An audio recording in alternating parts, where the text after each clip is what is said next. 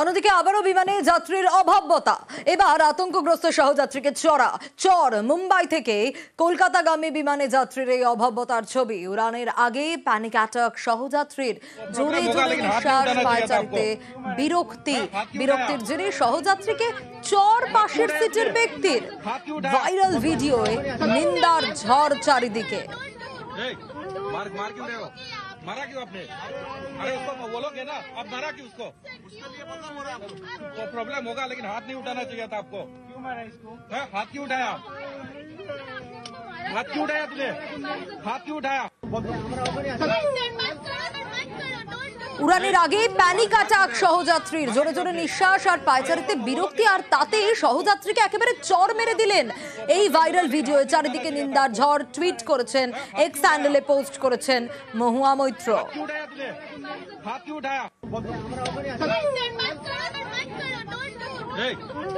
क्यों रहे हो? मारा क्यों आपने? अरे उसको बोलोगे ना, आप मारा क्यों उसको? तो प्रॉब्लम होगा, लेकिन हाथ नहीं उठाना चाहिए था आपको। क्यों मारा इसको? हाथ क्यों उठाया? আর এবার শিয়ালদা স্টেশনে লোকাল ট্রেনের জন্য একেবারে নির্দিষ্ট প্ল্যাটফর্ম। নয়া উদ্যোগ শিয়ালদা ডিভিশনের। পশ্চিমবঙ্গের গুরুত্বপূর্ণ রেল স্টেশন শিয়ালদা। প্রতিদিন এখানে যাত্রীদের ভিড় হয়, লোকাল ট্রেন ধরার ব্যস্ততা থাকে, কিন্তু কোন প্ল্যাটফর্ম থেকে কোন ট্রেন ছাড়বে তা আগাম জানার উপায় এতদিন ছিল না। তাই শেষ মুহূর্তে একেবারে হুড়োহুড়ি পড়ে যেত। এবার সেই দুর্ভোগই কাটছে। নির্দিষ্ট প্ল্যাটফর্ম থেকে ছাড়বে নির্দিষ্ট রুটের লোকাল ট্রেন।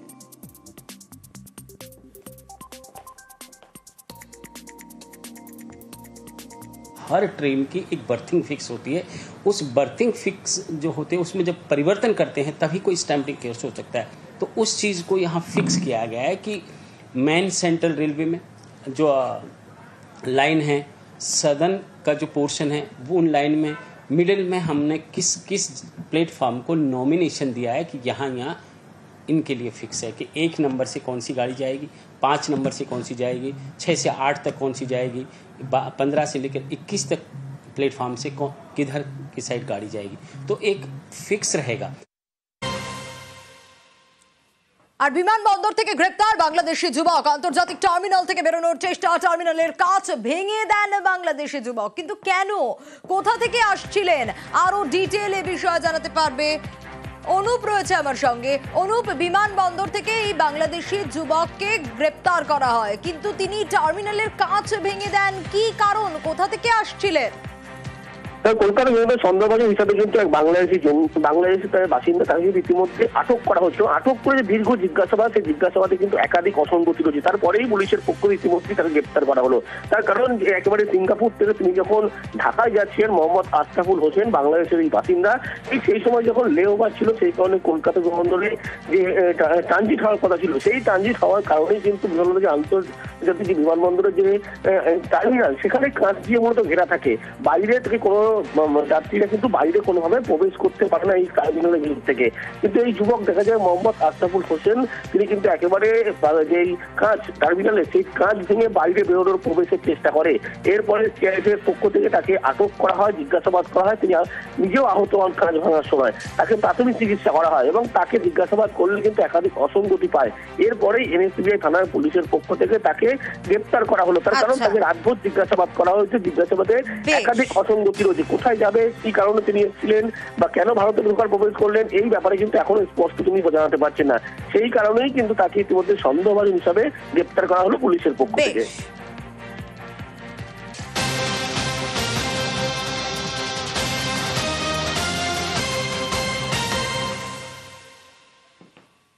অন্যদিকে কোচবিহারের মাথা ভাঙা, সেখানে আবারও জালে বাংলাদেশি। ঘোকসাডাঙ্গা থানার জালে এই বাংলাদেশি যুবক পাকড়াও। বাংলাদেশের সুনামগঞ্জের বাসিন্দা। এবার বাংলাদেশি যুবককে পাকড়াও করা হয়েছে। দিন 15 আগে নাকি মেঘালয়ের সাইলেট সীমান্ত পার করেন। কেন, আরো ডিটেল এ বিষয়ে জানাতে পারবে রাজেশ রয়েছে আমার সঙ্গে। রাজেশ, ভারতে অনুপ্রবেশ কিভাবে হলো, কতদিন আগে, দিন 15 আগে মেঘালয়ে সাইলেট সীমান্ত পারের খবরও উঠে আসছে। দেখো, একদমই তাই। মাথাভাঙা 2 ব্লকের 19 গ্রাম পঞ্চায়েতের বণিকপাড়া এলাকা থেকে ওই বাংলাদেশি যুবককে গ্রেপ্তার করে ঘোকসাডাঙ্গা থানার পুলিশ সূত্রে যেটা জানা গেছে, ওই ব্যক্তির নাম শঙ্কর বর্মন, বাড়ি বাংলাদেশের সুনামগঞ্জে। তবে 2024 সালের জুলাই মাসে বৈধ ভিসা দিয়ে ভারতে প্রবেশ করে ওই যুবক এবং পরবর্তীতে অগাস্ট মাসে আবার বাংলাদেশে ফিরে যায়।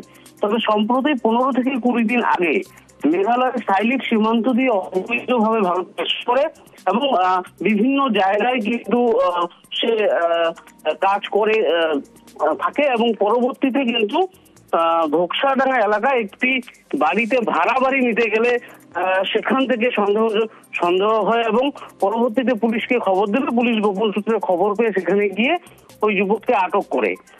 পুলিশ যেটা জানিয়েছে, ওই যুবকের বিরুদ্ধে ইতিমধ্যে মামলা রুজু করা হয়েছে এবং আজ মাথাভাঙা আদালতে তোলা হবে।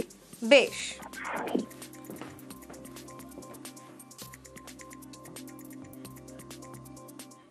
আর উত্তরবঙ্গে আবারও নারী পাচার চক্র ফাঁস। ইন্দো নেপাল সীমান্ত দিয়েই নারী পাচারের ছক, বিদেশের চাকরির টোপ দিয়ে নারী পাচার।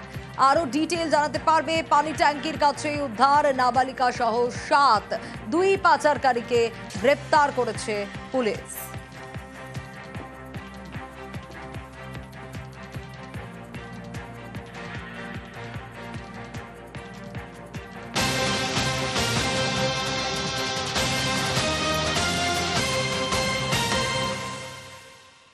ভয়ঙ্কর ঘটনা। মামাতো দিদির টাকার লোভের শিকার হতে হলো বোনকে। কেন এই কথা বলছি? কারণ খড়িবাড়িতে হোটেলে নিয়ে গিয়ে তরুণীকে ধর্ষণের অভিযোগ। আর মামাতো দিদির টাকার লোভের শিকার বোন। মামা বাড়িতে থাকার সুযোগই কাজ হাসিলের চেষ্টা দিদির।